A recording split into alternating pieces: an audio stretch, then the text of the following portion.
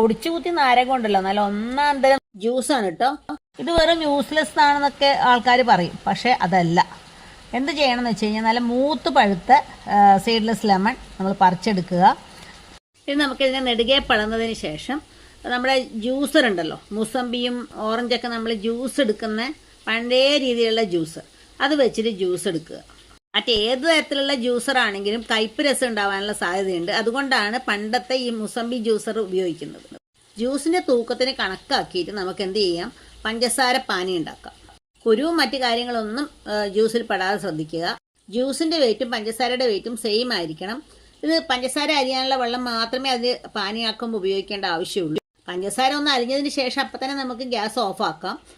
തണുത്തതിന് ശേഷം നമ്മൾ നേരത്തെ തയ്യാറാക്കി വെച്ചിരിക്കുന്ന ഒടിച്ചുകൂത്തി നാരകത്തിന്റെ ജ്യൂസോടൊപ്പം മിക്സ് ചെയ്ത് വെക്കുക. ഉഗ്രൻ കോൺസെൻട്രേറ്റ് അങ്ങനെ തന്നെ ഫ്രിഡ്ജിൽ വെക്കുക. ജ്യൂസ് കുടിക്കണം തോന്നുമ്പോൾ വെള്ളം ഒഴിച്ച് കുടിക്കാം.